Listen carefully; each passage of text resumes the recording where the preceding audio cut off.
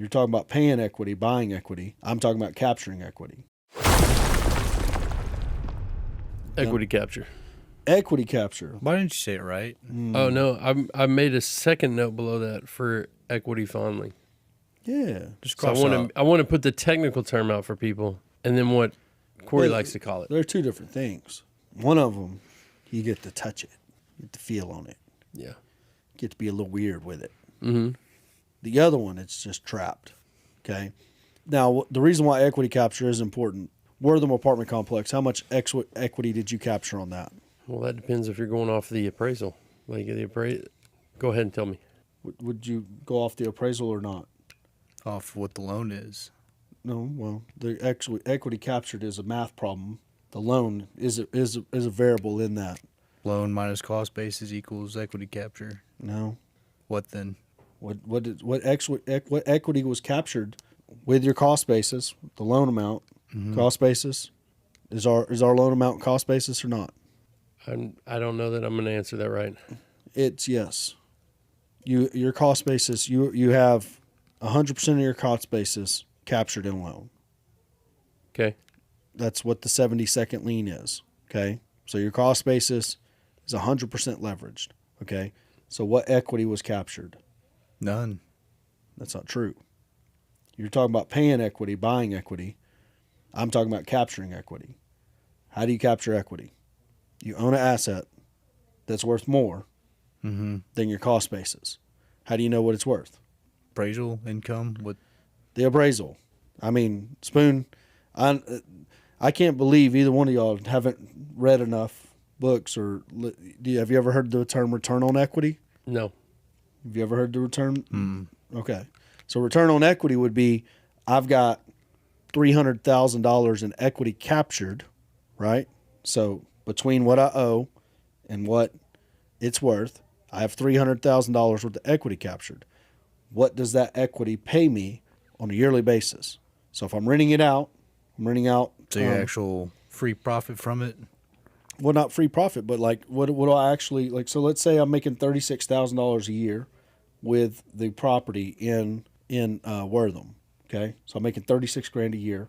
That's what cash flow. That's what I end up walking with, and I've got $300,000 in equity captured.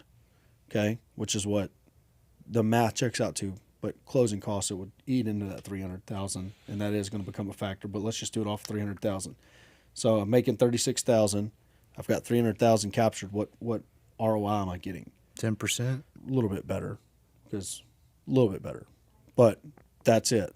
So could I sell that property, realize that gain, okay, and put it into something else that would pay me more? Yeah.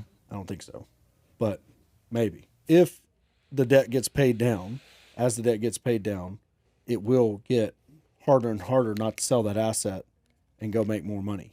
Get what I mean? Because it, once if it's still paying me $36,000, but now I've got $400,000 in equity captured. Now I could probably take that money out, pay the taxes on it, and do better. You know what I mean? Or 1031 it into something else that would pay better. But it's a game you play. So what else could you do at that moment in time to up your return, Spoonie? Refi it. What does that mean? Equity fondling. The fondling of the equity. So if you ever see yourself not getting the return on equity you want, there's two moves. Sell it, move it someplace else, or fondle some of that equity. Are we about to fondle some equity, Spoonie? We're going to do some equity fondling? Where? Which property? I don't know. He doesn't. You know which one? I don't know which one. Walnut Springs. Oh, yeah. So Walnut Springs is something that's severely under-leveraged because it's going to rent for $1,500 a month. We owe $40 on it.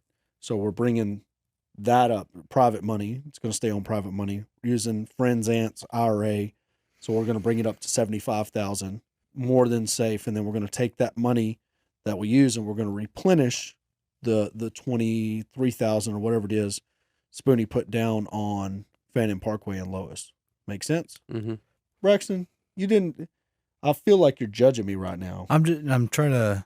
What's the difference in equity capture then versus the fondling? What are you saying?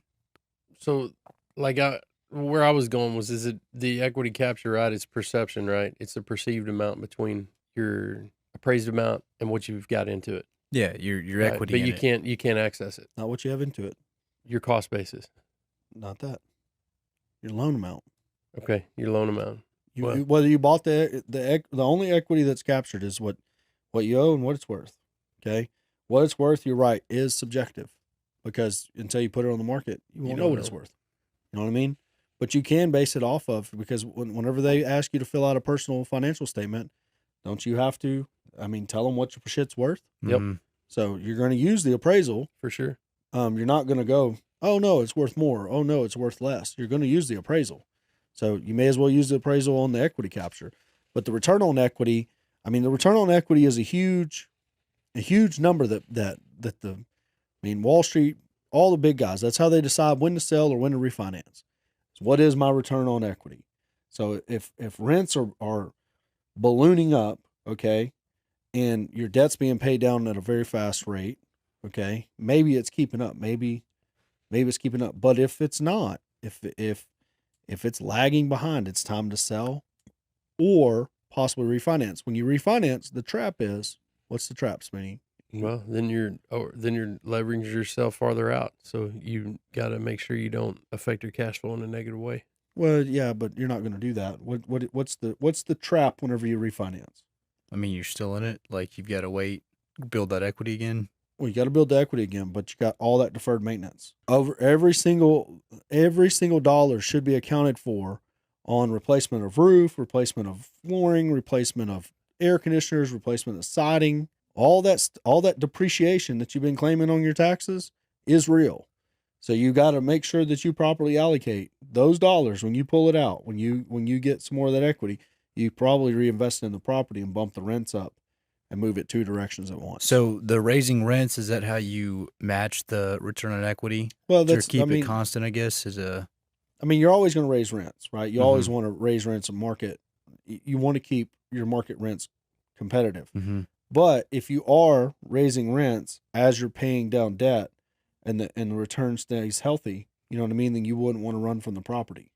Get what I mean? Okay. But if you're just paying down debt and the And if rents you're, are say, flat, not able to, yeah, and the rents are flat, Okay. it's like, I could probably go do better. I could probably go find a value add. I could probably, you know what I mean, Mhm. just loan hard money, something like that. Get something less risky that doesn't have deferred maintenance sneaking up on you. Get what I mean? that makes sense. But I'm also a newbie. But you know what I do, Spoonie? Reading. I be reading, man. I be reading. I be listening to people smarter than me. I be like the first time I heard about that old return on equity, I was like, what is that? And then I heard somebody talk about equity capture, and I was like, ooh, that's good. And then they talked about pulling a little equity, and I was like, ooh, I want to fondle me some equity. I want to touch on the equity.